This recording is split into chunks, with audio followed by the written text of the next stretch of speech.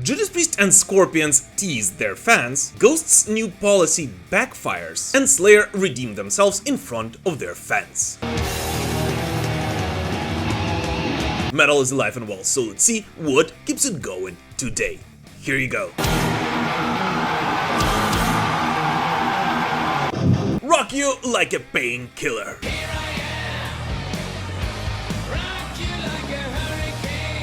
Last week, German rock legends Scorpions announced that they will celebrate their 60th anniversary with a very special show in their hometown Hanover next year. And for that show, they're set to invite a lot of their friends, with the first announcement being nobody else but the legendary metal gods Judas Priest.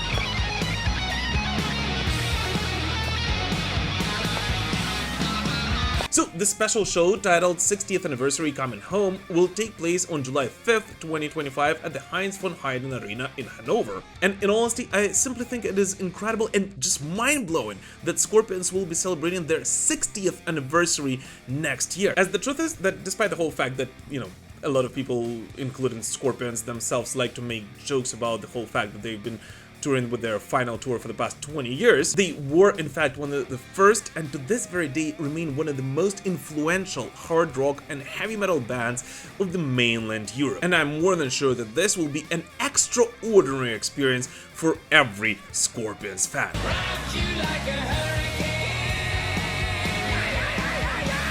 But at the same time, it actually does look like this will not be the only concert Judas Priest and Scorpions will play on the same stage next year. As in addition to everything, the two bands have already started announcing a couple of dates for 2025, and on all of them so far, they are actually together on the bill. Like for example, the Barcelona Rock Festival or the Monsters of Rock in Brazil, which both of these bands will be co-headlining next year.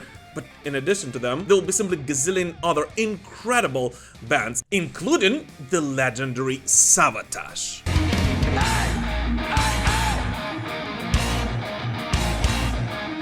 And the thing is that I actually kind of knew that Judas Priest and Scorpions are planning to do something together next year for a couple of months now, and I honestly believe that these will be some of the most anticipated metal shows of next year overall, especially given the whole fact that it actually looks like Judas Priest are not planning to replicate the 2024 version of their Invincible Shield tour next year, and instead concentrate on, first of all, of course, celebrating their latest studio release, but at the same time honor the 35th anniversary of their legendary Painkiller.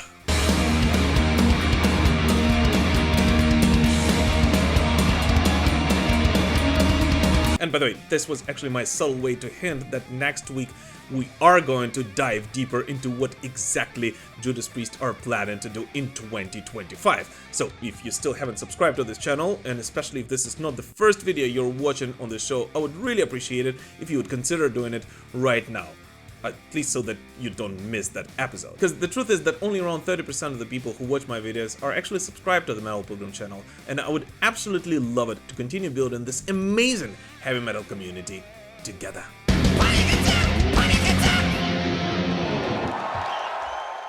As I Lay Dying managed to do it. So yeah guys, last week we were talking about how 3 out of 5 As I Lay Dying members have left the band, and we were betting on when the last remaining band member, who is not Tim Lambesis, will do the same thing. And so this week it finally happened. After 21 years in the band, the guitarist Phil Sgrosso announced his departure from As I Lay Dying. Thank you for your patience as I took time to gather my thoughts before speaking on the current state of As I Lay Dying. With recent events, including the departure of band members and the cancellation of our European tour ahead of a new album release, it's clear we're in a difficult and serious situation. Yeah, no shit! Simply put, recent actions have shown that As I Lay Dying no longer offers a healthy or safe environment for anyone involved, whether creatively, personally, or professionally. After witnessing some concerning patterns of behavior, I've realized that I can no longer, in good conscience, enable further actions that could negatively affect anyone working within this space, said Phil Sgrosso in his statement.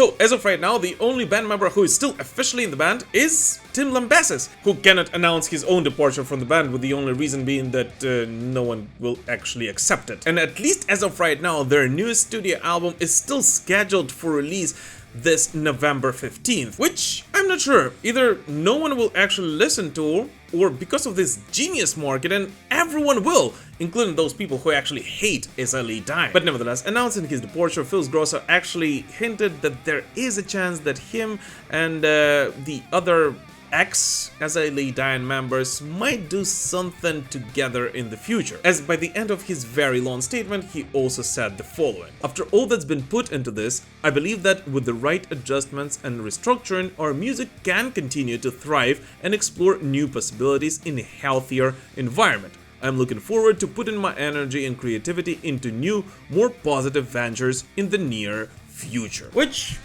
I'll be honest with you, I don't really care much about. And despite the whole fact that I actually did enjoy some early SLA Dying material, I actually don't feel bad at all that this band has come to an end. Especially after they made a choice to tolerate abuse for years and made a fit with Alex the Terrible.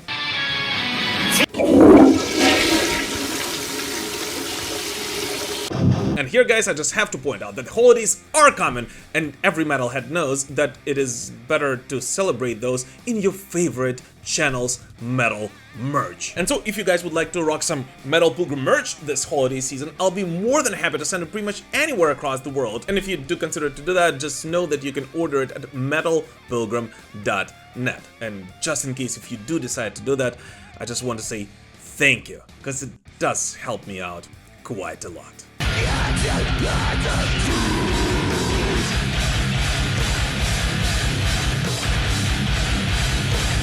The Ghost Scandal.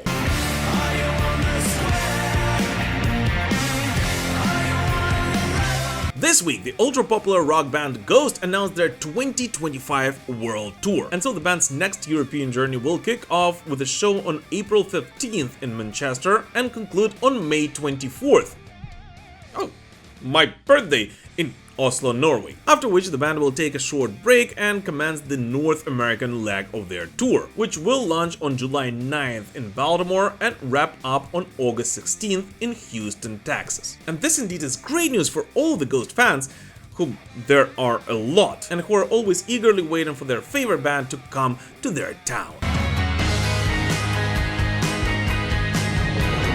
Yet at the same time, this announcement has spiked quite a lot of controversy, and more specifically a small footprint on the poster which says that all of this tour will be 100% cell phone free, meaning that no visitors will be able to use their smartphones during the whole duration of the show.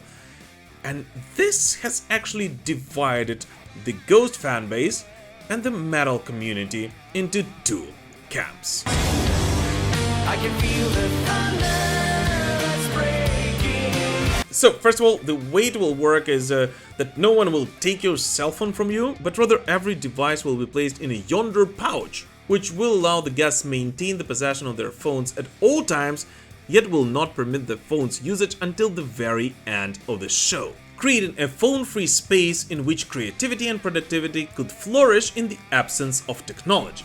A decision which has been vastly criticized by many, with the main argument against it being the whole fact that a ticket price for a metal show today is simply ridiculous, and if someone is to pay $300, $400, and sometimes even $500 for a concert, they should be allowed to enjoy that experience in any way they want to, including filming their favorite band on their smartphone. And here's the thing, I'm actually quite torn about this thing myself, because on one hand, well, I simply hate it when people are standing in front of me and using their smartphones and filming the entire show. And yes, I do understand that it is their right to do so, but at the same time, why should their right disallow me from enjoying the same concert? As sometimes, because of those disrespectful fans, you simply cannot see the stage. Yet at the same time, forbidding a usage of a personal smartphone in today's world is simply nonsense. And it is still unclear what to do in case of an emergency. If someone actually has to be reached. So yeah, it looks like there will be quite a lot of heated discussions regarding this in the coming months. But I just have to point out that I really wish there will be some dialogue and some consensus between the artists and the fans, with artists actually talking to their fan base and explaining why usage of smartphones at a show is not ideal, and at the same time visitors actually listening to their favorite band and respecting everyone around them. And instead of taking yet another video which you will never watch afterwards, simply put down the smartphone and enjoy the music and be present in a moment with your metal family. But anyways, what do you guys personally think about using smartphones during a concert, and do you agree with Ghost's ban of smartphones at their upcoming tour? Please let us know in the comments. As once again, I simply hate this, but in my opinion, forbidding people from using smartphones whatsoever might be a little bit too harsh. But what do you guys personally think about it? And here comes the time for your favorite part of the video, in which we talk about the 5 latest metal releases from this week, to which I did not manage to give their own segments in this video. San Francisco Bay Area thrash metal legends Exodus have released a cover of the AC/DC track Beating Around the Bush, and it is awesome! According to Rick Hunold, the cover was originally recorded during the sessions for Persona Non Grata back in 2021, yet has only seen the light of day this week. And overall, I'm really happy Exodus covered this AC/DC song, as in all honesty, Beating Around the Bush might be one of the most underrated AC/DC classics ever.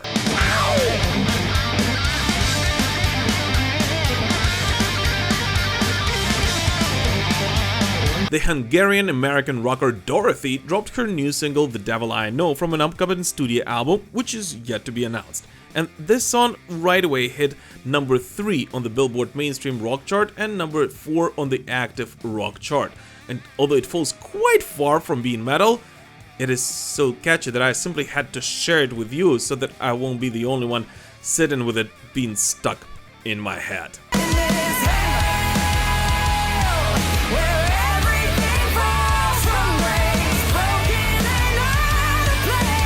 Swedish goth metal band Tribulation dropped their 6th studio album Sub Rosa in Eternum via Century Media Records. And on this record, the once death metal infused band has turned 100% old school goth, which turns out suits Tribulation so incredibly well that it might place them among the best in the genre today.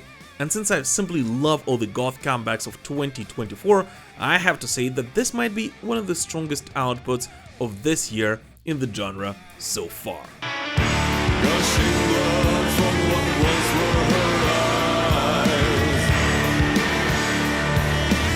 The gritty newcomers in the world of metal, No Cure, released their first single after signing to Sharptone Records. Don't Need Your Help is a very aggressive and powerful mix of hardcore and death metal, which shows that if continued doing it right, this band might have a very bright future within its sub-genre.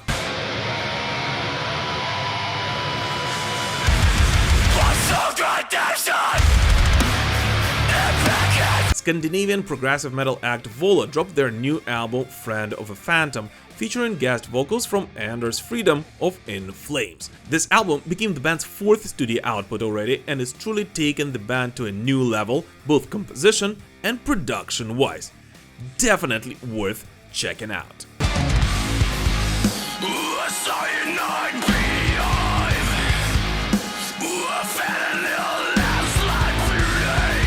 And here I just simply have to remind you guys that our playlist Metal 365 is being updated every week, and given the whole fact that it contains no more than 50 new metal songs at a time, Metal 365 is somewhat of a Billboard 50, but for metal. So if you still haven't added it to your Spotify or YouTube music library, you can do that via the link in the description to this video. And yes, it has already been updated this week with the latest new music in the genre.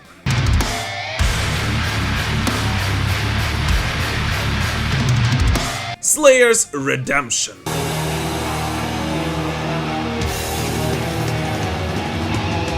One of the biggest bummers of this season in the world of metal was the Louder Than Life festival. I mean, not the festival itself, of course, but rather the whole fact that because of the hurricane, one of its days had to be cancelled. And more specifically, Friday, with all the shows, including one of the 3 announced reunion concerts by the legendary Slayer.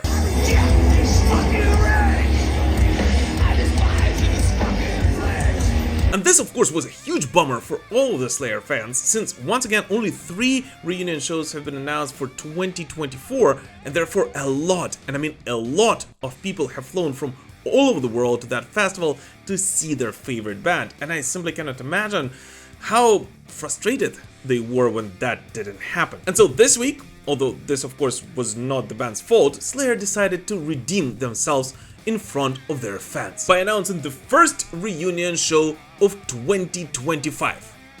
And yes, you guessed it right, at Louder Than Life. We can't wait to welcome fans back to finish what we started this year and celebrate the return of Slayer. Our team is hard at work finalizing an incredible lineup that we can't wait to reveal this winter. It's going to be epic, and we can't wait to see everyone back in Louisville next September, said the festival organizer Danny Wimmer.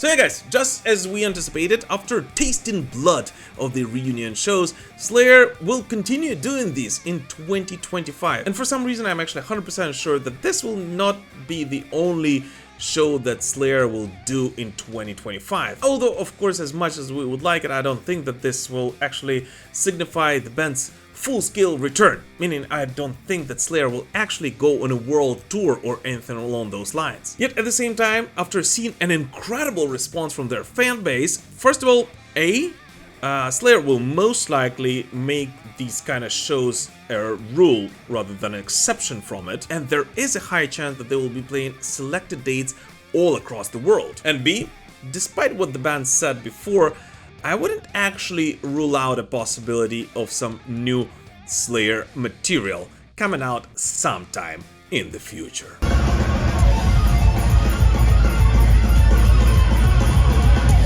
League of Distortion, Galvanize. Last week, modern metal sensation League of Distortion released their newest studio output, Galvanize. So as a part of our weekly metal chat segment, let's welcome the band's frontwoman, Anna Brunner. Tell us a little bit about this title, Galvanize. It's a really cool title for an album. I had to look up, as I said, what it means. And for those who are just like myself, for whom English is not the first language, it means to suddenly take action, especially by shocking or exciting them meaning the object, in some way or another. Well, you did, in a way. So why did you put this title on? Why did you feel like this is the one you have to go with? Yeah, so I mean, there was first the song, and I knew the word, but it was similar, like you feel about it. It's not like in the everyday use of language. So I was like, I also looked it up, and I found a couple of definitions where I'm like, yeah, that's exactly what I want to say. And then having the song in that name, or the song with that name, but also thinking about, like, I love it when you like have a word that is not totally blue, just the word blue, and you know exactly what you're seeing. I mean, there's many shades of blue, but it's clear, it's a color, blah blah blah. And a word that is not so clear, you can shift it in different directions, or open it up, or maybe even have the word get a stronger meaning the way you want to, what you want to express.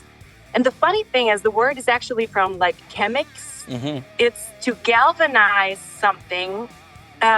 You change the surface to make it stronger, to make it resistant. And when we apply this on our music and on our band, we make metal stronger. And that's kind of the whole thing that League of Distortion is about, not making metal stronger, but making people stronger, making you stronger when you listen to the songs, making you feel empowered, making you feel happy, and maybe even want to work on something that holds you back, like break free from the chains, if they're chains that you put on yourself, or maybe just things other people say about you.